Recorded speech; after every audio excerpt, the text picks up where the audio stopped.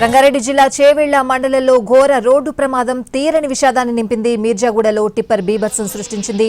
RTC బస్సును ఢీకొట్టిన tipper అదుపు తప్పి బస్సుపై బోల్తా పడింది. ప్రమాదంలో మృతుల సంఖ్య పెరుగుతోంది. మొత్తం 24 మంది మృతి చెందారు. పలువురు ప్రయాణికులకు తీవ్ర గాయాలయ్యాయి.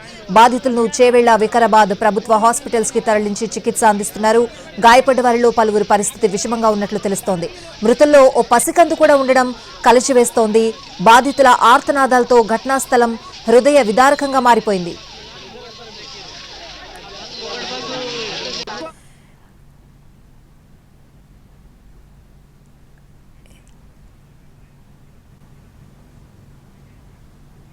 మృతుల సంఖ్య అంతకంతకు పెరుగుతోంది. ప్రస్తుతం మృతుల సంఖ్య 24కు చేరుకుంది. హాస్పిటల్ దగ్గర మా ప్రతినిధి రవి లైవ్ లో సిద్ధంగా ఉన్నారు. రవి, మృతుల సంఖ్య 24కు చేరుకుంది. క్షతగాత్రుల పరిస్థితి ఏ విధంగా ఉంది?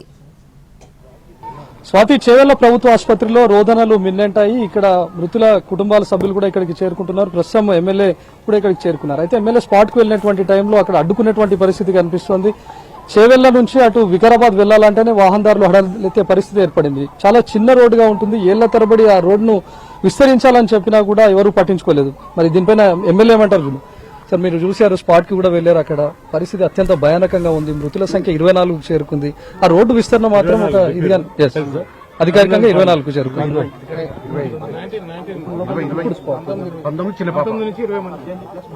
ఈ రోజు జరిగిన సంఘటనకు నేను తీవ్రంగా ఖండిస్తున్నా. రోడ్డు అప్ప జంక్షన్ నుంచి మన్నెగూడ వరకు ఉన్నటువంటి రోడ్డు పరిస్థితి ఎవరికి తెలియని విషయం కాదు. అది రోడ్డు శాంక్షన్ అయ్యి 6-7 సంవత్సరాలు అవుతుంది. ఎన్జీటీలో కేసు వేయడం వల్ల రోడ్డు పని కాలేదు. ఎన్నోసార్లు యాక్సిడెంట్ అయినా ఎన్ని యాక్సిడెంట్ ప్రతి వారంకు 4-5 మంది చనిపోయిన సందర్భాలు ఉన్నాయి.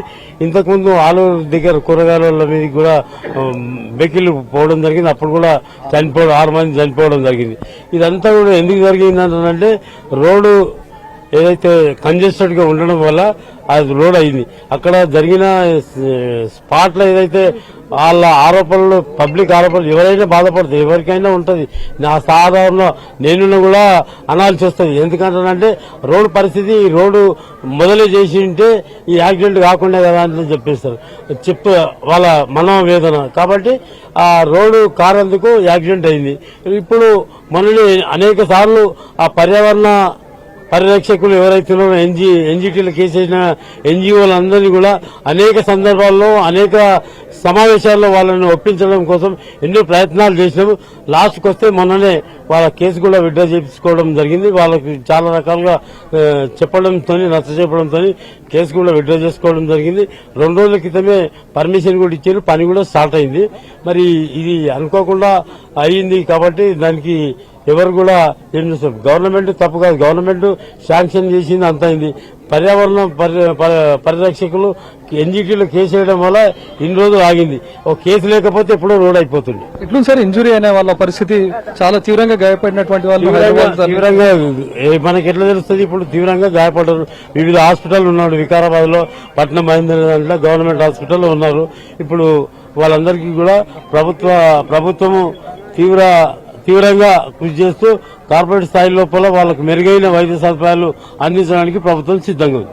చేవెళ్ల ప్రభుత్వ ఆసుపత్రికి మృతుల కుటుంబాలు కూడా చేరుకుంటున్నారు. మనం ఇందాక కూడా మాట్లాడి చూసాం. చాలా కొడుకు హైదరాబాద్ లో ఉన్నటువంటి కొడుకును చూడడానికి వస్తున్నటువంటి తల్లి ప్రాణాలు కోల్పోయింది. ఒక మదర్ ను హాస్పిటల్ కు తీసుకుని వెళ్తుండగా ప్రమాదంలో తల్లి చనిపోవడంతో చిన్న కొడుకు, ఒక 11 ఏళ్ల కొడుకు మాత్రం మిగిలిపోయాడు. ప్రస్తుతం ఇక్కడ రోధిస్తున్నటువంటి వాళ్ళకి సంబంధించినటువంటి బంధువులు కాలేజ్ లో స్వీపర్స్ గా పనిచేస్తూ ఉంటారు. వాళ్ళంతా ఒకే బస్ లో బయలుదేరి వెళ్ళాలి. కానీ ఈ రోజు తను ముందుగా రావడంతో, తారాబాయ్ అనే మహిళ ముందుగా రావడంతో తను వేరే బస్ ఎక్కింది. మరొక బస్ లో ఉన్నటువంటి వాళ్ళు వీళ్ళు. సో ముందు వెళ్తున్నటువంటి బస్ లో ప్రమాదానికి గురవడంతో ఒక్కసారిగా తారాబాయి చనిపోయిందనే విషయాన్ని తెలుసుకున్నాం. తారాబాయి, మీరు రోజు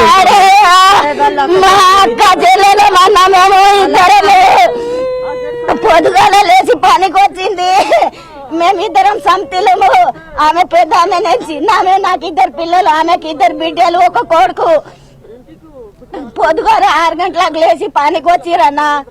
పనికి వచ్చిన తర్వాత మాకు అట్లా బస్సు ఇట్లా అయిందంటే అప్పటి నుంచి ఫోన్ల మీద ఫోన్ చేస్తే ఎవరు ఫోన్ లేపుతలేరు. 2 ఉన్నారు కదా, 2కి చేస్తూనే ఉన్నాము.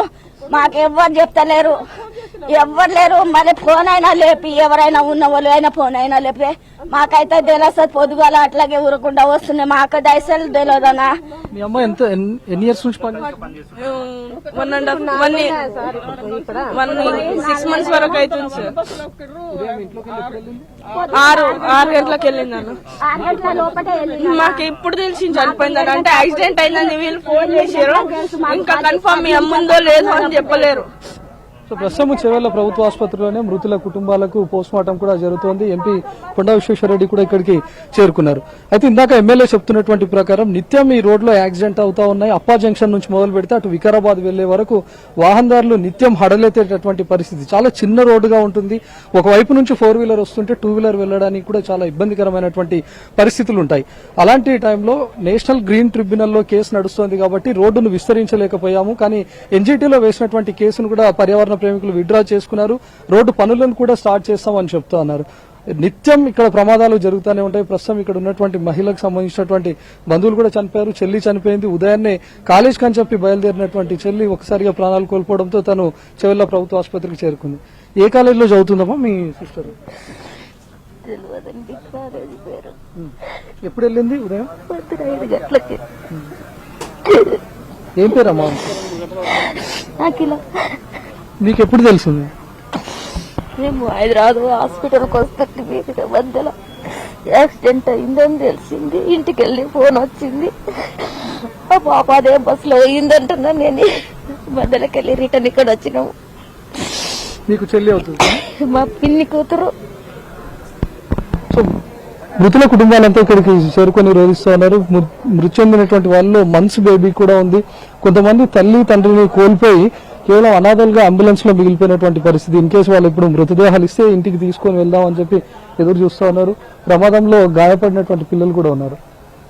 బస్ మే హై జీ? बस में थे, उनके वालदा का इंतकाल हो गया स्पॉट डेड जगह पे. 2-3 जने हैं वाली साहब सीरियस है. बस में बच्चा भी था और वो बस वाला बहुत आड़े तिड़े चल रहा था. बच्चा भी बोलता, बच्चे को बुलाता मैं. बस वाला बहुत दबा के भगा रहा था, आड़े तिड़े कटा मारा था. बच्चे को भी आप पूछ सकते, वीडियो ले सकते हो. बस आरटीसी वाले बहुत ओवर चला रहे, दबा के मारते गाड़ी बहुत. इसको भी मार लगा, मार लगा बच्चे को मार. ప్రస్తుతం బస్ ప్రమాదంలో గాయపడ్డాడు ఈ బాబు. చిన్న దెబ్బలు కూడా తగిలే మనం చూడొచ్చు. తల్లిని కోల్పోయాడు. ఇస్కా మమ్మీ మరగాయని. అబ్బా కైసా? అబ్బా జరా సీరియస్ है, थोड़ा मार लगा. ప్రస్తుతం ప్రమాదంలో తల్లి చనిపోగా తండ్రి కొనప్రాయాలతో కొట్టుమిట్టాడుతూ ఉన్నాడు. అటు తల్లిని కోల్పోయి తండ్రి కొనప్రాయాలతో ఉండి అంబులెన్స్ లో ఎదురు చూస్తా ఉన్నాడు. ఈ బాబు కూడా బస్ లోనే ఉన్నాడు ప్రమాదం జరిగినటువంటి టైంలో. మొత్తం బ్లడ్ మార్క్స్ కూడా మనం చూడొచ్చు. ప్రమాదం నుంచి వీళ్ళంతా బయటపడ్డారు. ఎట్లా జరిగింది తెలుగు అయితే నాకు కైసావో ఇన్సిడెంట్? बस ड्राइवर स्पीड में थे, उन्होंने ब्रेक मारा, सामने का लग गया, गाड़ी पलट गई. आपके साथ कौन कौन है? मम्मी और मम्मी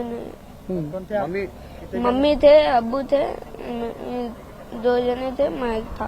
आप किधर जा रहे हैं? तांडू से हैदराबाद जा रहा था, अपॉइंटमेंट था. हाँ, दवाखाने को.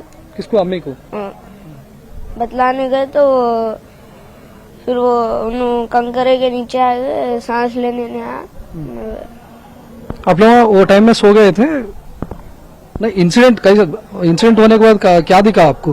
पूरा कंकर पूरा ऊपर गिरे? वो पूरा ऊपर का वो टूट गया था. कंकर अंदर आ गया, पूरे जनों को दबा दिया. सामने पीछे के जने बच गए और लेफ्ट साइड वाले बच गए. बस वाला तांडू से निकले. आप बस से बाहर कैसा निकले? बस से आदमिया वो बस का कांच फोड़े, फिर वहां से निकाले सबको. तो ये जने जो अंदर थे वो जेसीबी को बुलाए, फिर वो हटाए वो, फिर इसके बाद निकाले सबको. ప్రస్తుతం రోడ్డు ప్రమాదంలో ఈ బాబు తల్లిని కోల్పోయాడు. తండ్రి కూడా సీరియస్ గా ఉంది పరిస్థితి. పిల్లలు కూడా ఇంజురీ అనేటువంటి వాళ్ళు చూడొచ్చు. అంబులెన్స్ లోనే ఉన్నటువంటి వాళ్ళు. ఆ బాబు తలకు కూడా తీవ్ర గాయమైంది. మృతదేహాలకు ఇమీడియట్ గా పోస్ట్ మార్టం చేసి తరలించేందుకు కూడా ఇక్కడ ఏర్పాట్లు చేస్తా ఉన్నారు. మిగతా హాస్పిటల్ కు సంబంధించినటువంటి వైద్య సిబ్బందితో పాటు ఎవరైతే ట్రైనింగ్ డాక్టర్స్ ఉంటారో వాళ్ళని ఇమీడియట్ గా ఇక్కడికి రష్ చేస్తా ఉన్నారు. పోస్ట్ మార్టం నిర్వహించడానికి కూడా ఇక్కడ ఎలాంటి ఫెసిలిటీస్ లేకుండా పోయాయి. ఎందుకంటే ఒక 2 నుంచి 3 డెడ్ బాడీస్ ఇక్కడికి వస్తేనే వాటన్నిటిని పోస్ట్